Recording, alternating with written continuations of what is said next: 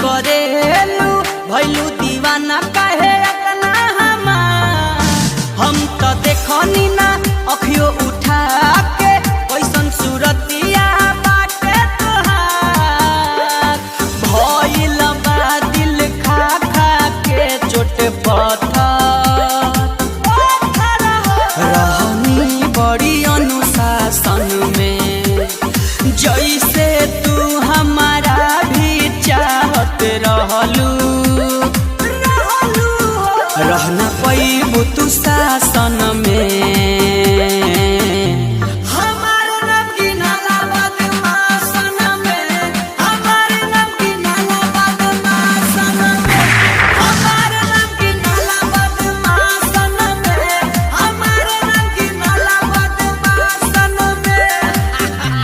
जिंदगी बागोली बंदूक के नोक पर, प्यार करे नहीं आव हमसे झोंक पर।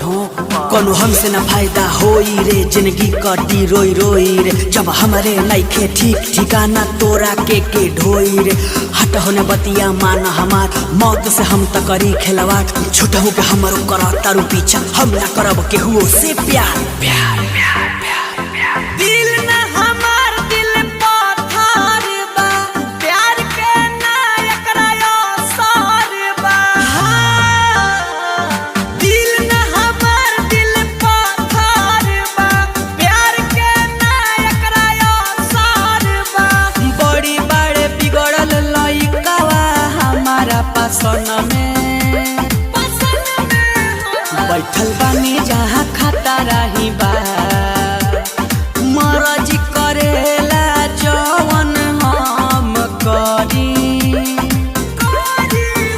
नहीं रही केकरो शासन में।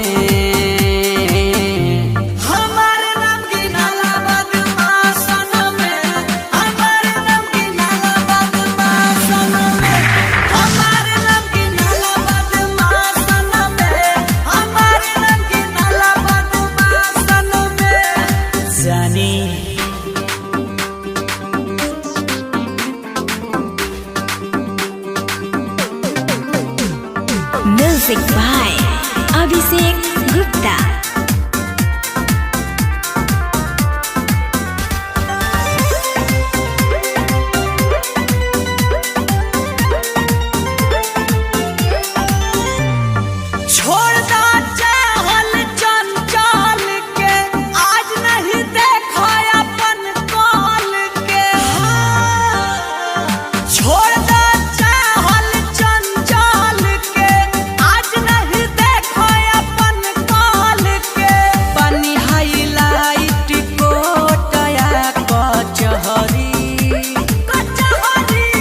हमरे नामावा के चर्चा बड़ुए, हर नइखे चाहत तहरा ला तनियो सा।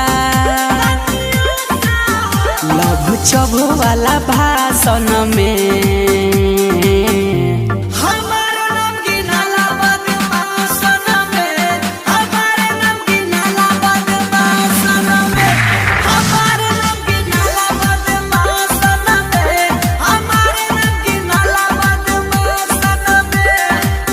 रास्ता छोड़ो मत।